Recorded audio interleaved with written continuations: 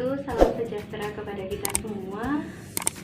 Kita bertemu lagi dalam video pembelajaran. Kali ini kita akan mempelajari tentang konsep sifat-sifat koloid. Sifat-sifat koloid yang kita pelajari itu ada 4. 1. Gerak front, 2. Efek tindal, 3. Elektroforesis, dan yang keempat adalah absorpsi.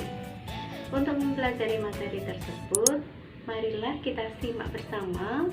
Kali ini kita akan mempelajari bersama sifat koloid. Sifat koloid terbagi menjadi 8. Hanya kali ini kita akan mempelajari 4 sifat koloid. Sifat koloid yang ada, yang pertama adalah gerak Brown atau biasa disebut dengan gerak acak.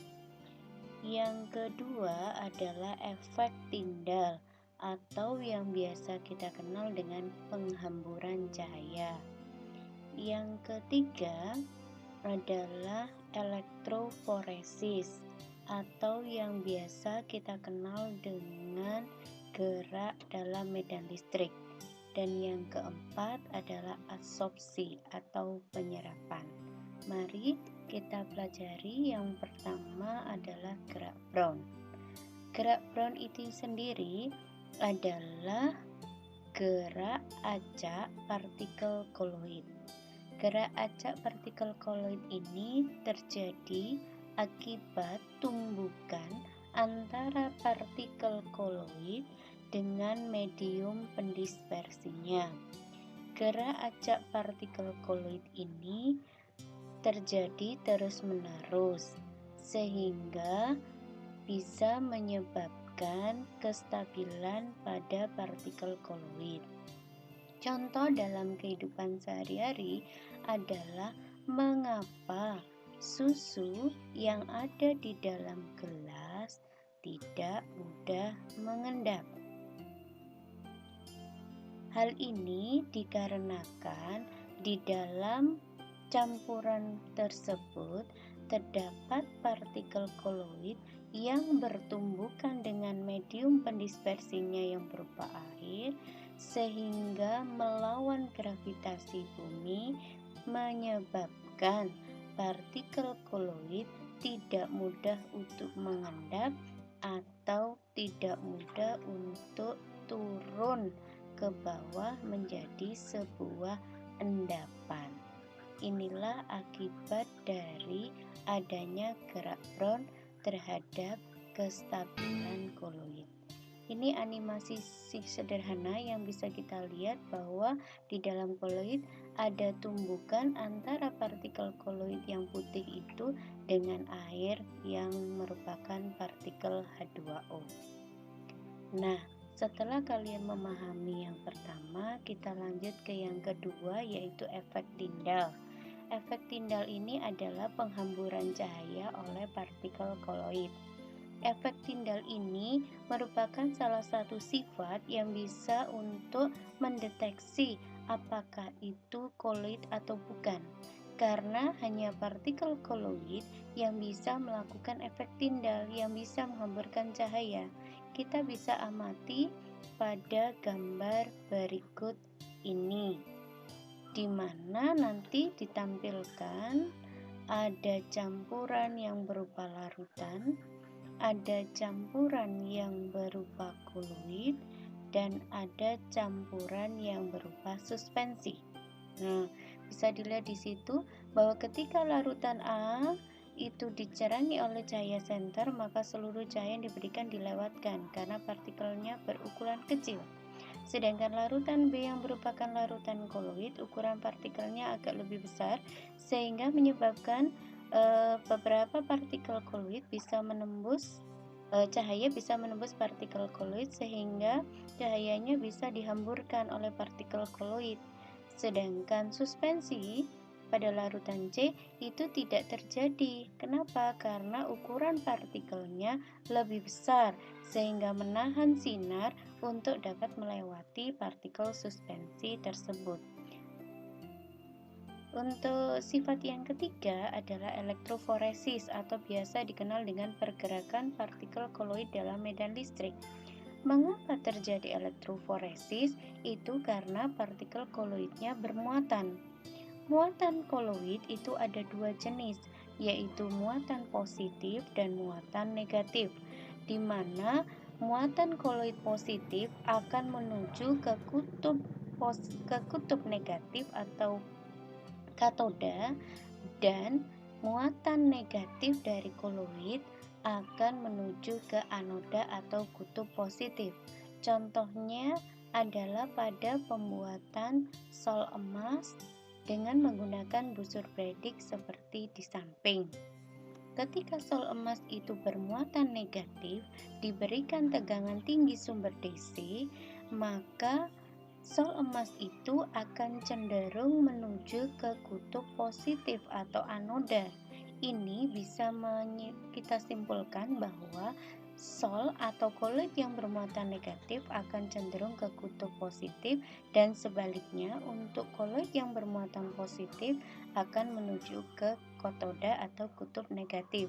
Sehingga elektroforesis ini bisa berguna untuk menentukan jenis muatan koloid. Contoh dalam kehidupan sehari-hari adalah alat kotrel atau penyaring debu pabrik. Yang terakhir adalah absorpsi. Sifat yang keempat absorpsi ini merupakan penyerapan partikel koloid pada permukaan zat, sehingga partikel koloid dapat bermuatan. Absorpsi ini bisa kita jumpai dalam kehidupan sehari-hari, seperti mencuci baju dengan deterjen, kemudian menghilangkan sakit perut dengan menggunakan norit. Itu adalah contoh absorpsi dalam kehidupan sehari-hari.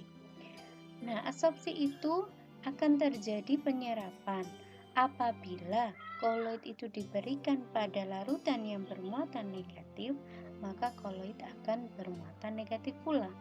Begitu juga sebaliknya, ketika koloid itu menyerap ion negatif, maka dia akan menjadi koloid bermuatan negatif.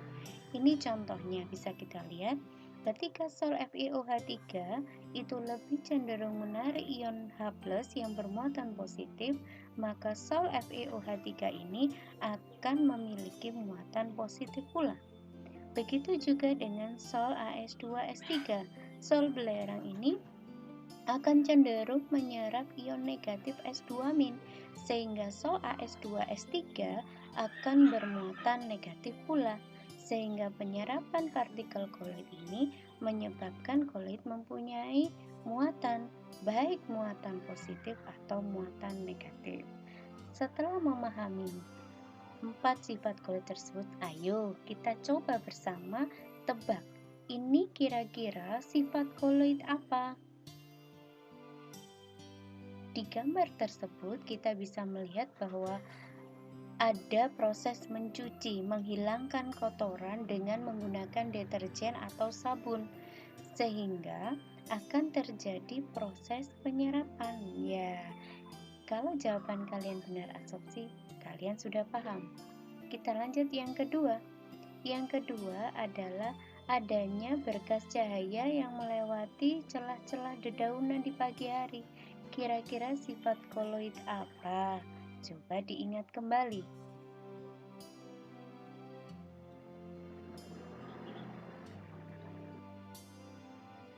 Nah, inilah jawabannya, efek Tyndall. Kita lanjut yang ketiga. Ini adalah gambar cerobong asap pabrik, di mana di dalam cerobong asap pabrik ada sebuah alat yang namanya alat kotrel. Alat kotrel ini yang akan menyerap partikel-partikel kotoran sehingga mengendap dan tidak dikeluarkan. Ya, betul. Sifatnya adalah elektroforesis. Kita lanjut yang terakhir, yang keempat, yaitu efek Tyndall. Ada contoh efek Tyndall. Dan yang terakhir, ini adalah orang sakit perut. Ini akan diberikan obat. Obatnya adalah norit. Kira-kira apakah sifat koloid yang digunakan?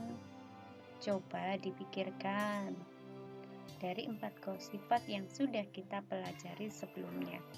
Jika kalian benar, maka kalian bisa dipastikan sudah paham dan bisa membedakan keempat sifat koloid yang kita pelajari sebelumnya. Ya, kalau jawaban kalian asumsi, maka jawaban kalian benar adanya. Nah, setelah kalian mempelajari sifat-sifat koloid yang tadi, kalian juga melihat video animasinya. Tentunya video pembelajaran kali ini diharapkan kalian bisa memahami betul tentang sifat-sifat koloid. Untuk memperdalam lagi tentang pemahaman konsep kalian, alangkah lebih baiknya kalian mengerjakan latihan soal yang ada di buku-buku paket yang kalian miliki. Sekian video pembelajaran kali ini tentang sifat-sifat koloid. Kita akan bertemu kembali dalam video pembelajaran selanjutnya. Saya akhiri. Wassalamualaikum warahmatullahi wabarakatuh.